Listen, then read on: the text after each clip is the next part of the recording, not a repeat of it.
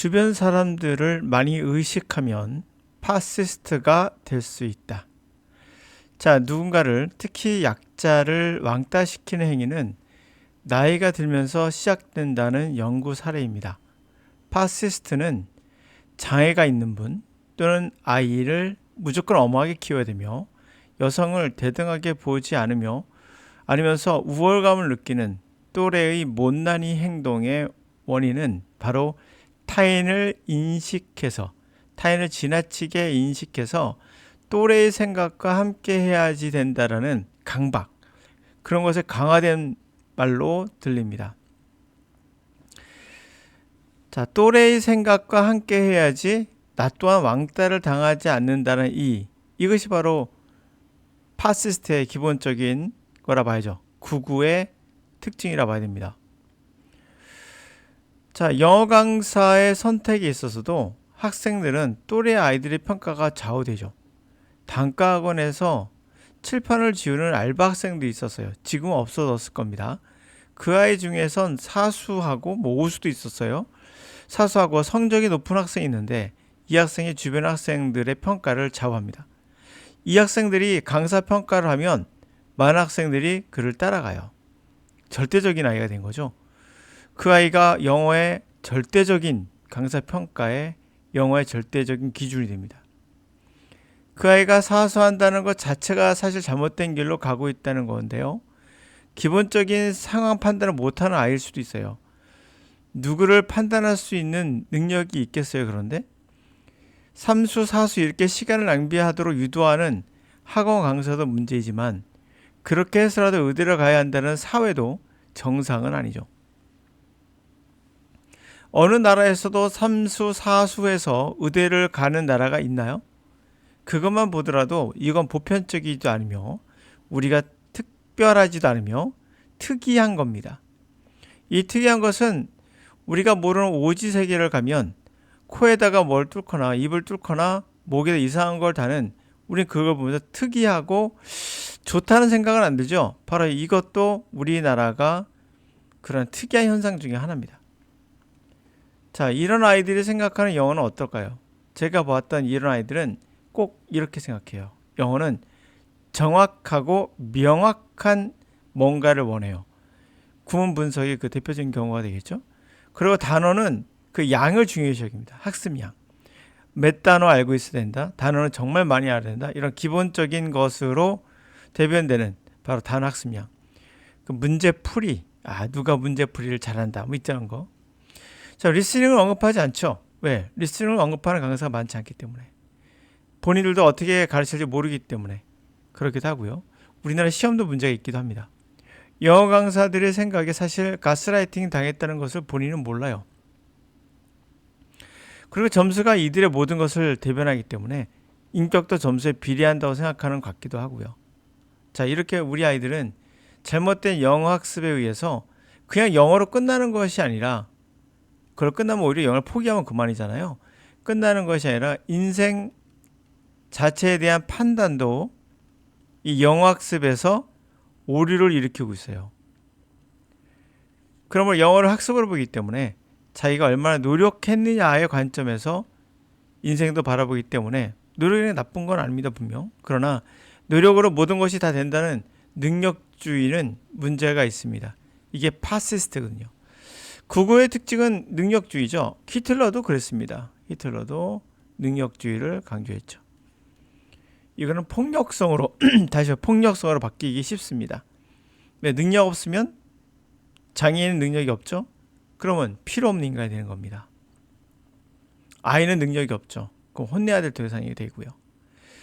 자, 2024년 9월 고2 모의고사 The concern about how we appear to others. 자, 그 실험 사례를 갖고 이야기하는 내용인데요. 자, 어떠한 관심, 어떻게 우리가 others, 다른 사람에게 보일까에 대한 관심. 우리 그런 생각하죠? 나를 어떻게 볼까, 친구들이, 이런 거. 그런 것들이 can be seen in children, 아이들에게서 볼 수 있는데요. So, work by psychologist Ervin Staub. 자, Ervin psychologist, 심리학자인 Ervin Staub가 한 연구가 제시하긴 했지만, effect may vary with age. 그 현상은 그 결과는 나이에 따라 다양할 수 있다는 거예요. 그러긴 하지만 그 어떻게 나를 볼까 친구들이 그것은 아이들에게 다 보여진다는 거죠. In a study 어떤 연구에서 where children heard another children 어떤 아이가 또 다른 아이가 in distress 괴로워하고 있는 아이를 괴로운 상황에 있는 아이의 이야기를 들었어요. 그 연구에서 young children kindergarten through second grade 2학년을 막 쭉 통과한 유치원생의 경우 were more likely to help 더 많이 도와줄 수 있어요. The child in distress 괴로워하는 근심하고 있는 아이를 도와줄 가능성이 높아져요. 언제? With other child than when alone 혼자 있을 때보다도 또 다른 아이와 함께 있을 때 그렇다는 거예요.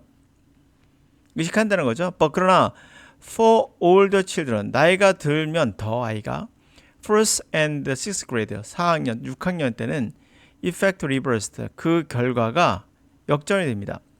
They were less likely to help child in distress 덜 아이를 도와줍니다. 고통스러워한 아이를 언제? 그들이 with their peer 친구와 함께 있을 때 또래와 함께 있을 때 than when they are alone 혼자 있을 때보다. 왜 그럴까요? 스타브는 suggest 뭐라고 제시하였냐면 younger children 더 어린 아이는 feel more comfortable 더 편안하게 acting 행동을 해요. 언제? They have company of peer 또래 애들과 함께 있을 때 편하게 해요. 그런데 왜 그러지? 반면에 older children 더 나이가 있는 아이들은 feel more concerned 더 많이 신경 쓴다는 거잖아요. being judged by their peers 그들의 또래에 의해서 판단되는 거에 대해서 그리고 fear 두려워한다죠. feeling embarrassed 쪽팔릴까봐 overreacting 자기가 과도하게 행동한 걸로 쪽팔릴까봐 두려워한다는 거죠. 스타프도 그래서 뭐 사춘기 때 그런 남학생들 많죠. 뭐 고민 있어 그러면 바보 같은 놈이라든지 좀 강하게 더 하여튼 스타프는 뭐라고 노트하냐면 말하냐면 older children 나이가 더 있는 아이는 seem distress sound 그 고통의 소리 고민의 소리를 에 대해서 대화를 덜 한다죠. less 덜 합니다. to react to them less openly 덜 공개적으로 반응도 합니다. younger children보다. 그래서 왜 이렇게 힘들어 무슨 일이 있었어? 이런 거 안 한다는 얘기예요. In other words, 다시 말해서 the older children 더 나이가 있는 아이는 deliberately 고의적으로 풀어놓은 포커페이스 알죠?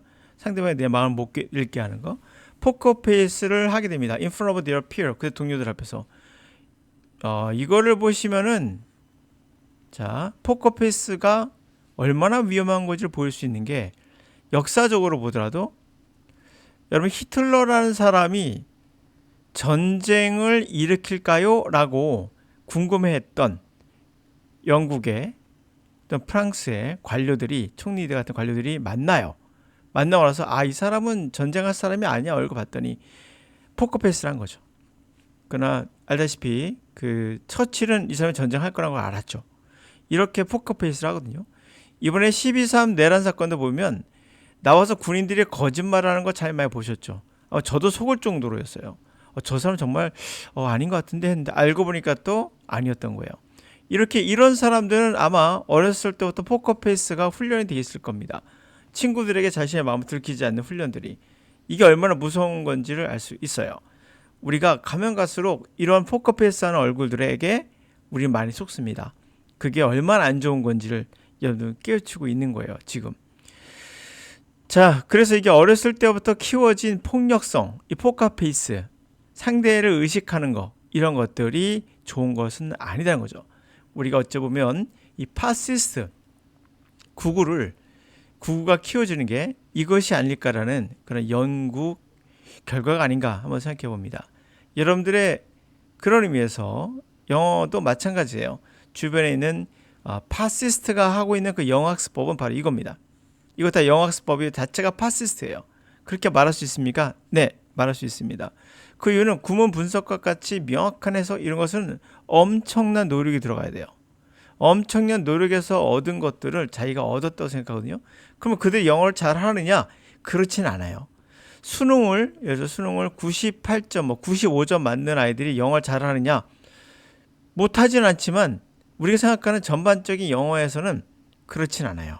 그래서 우리가 영어라는 것이 무엇일까 생각해 본다면 이렇게 생각할까요? 우리 국어 다 잘하죠? 그럼 국어 시험을 잘 보나요? 그것도 별개의 이야기인 것처럼 별개의 이야기일 수 있습니다.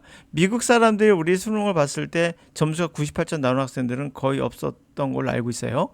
그거 보더라도 영어 잘하는 것과 영어를 이렇게 분석적으로 하는 것은 또 차이가 있을 수 있어요. 그러나 그렇다고 해서 그럼 내가 수능 잘 보니까 잘 보기 위해서 이렇게 해야 되는구나. 또 그건 아니에요. 이거는 복잡한 그 메커니즘이 있기 때문인데 그러니까 문제풀이를 잘 되는데 그건 아니에요. 이거는 98점 맞으려고 하지 마시고 그냥 90점 넘겠다, 80점 넘겠다라는 생각만 갖고 있어도 영어 공부 자체를 즐기면서 해도 그 정도 나와요. 그리고 이렇게 막 고통스럽게 하지 말란 얘기예요. 이거는 목적만을 위해서 달려가는 것과 똑같아요. 그러니까 여러분들은 재미가 없어도 나는 목적만 성취하면 된다면 여러분들 그렇게 밥도 먹지 말고 비타민, 칼슘 있는 알약만 먹고도 나는 살아가겠다고 생각하신다면 그게 과연 정상적인 삶이겠는가? 그렇지 않죠? 우리 음악도 듣고 맛있는 것도 먹어야 되는데 맛을 다 포기하고 살기 위해서 오로지 살아간다. 그건 굉장히 지독한 사람, 때로는 굉장히 위험한 사람일 수도 있다는 생각이 듭니다.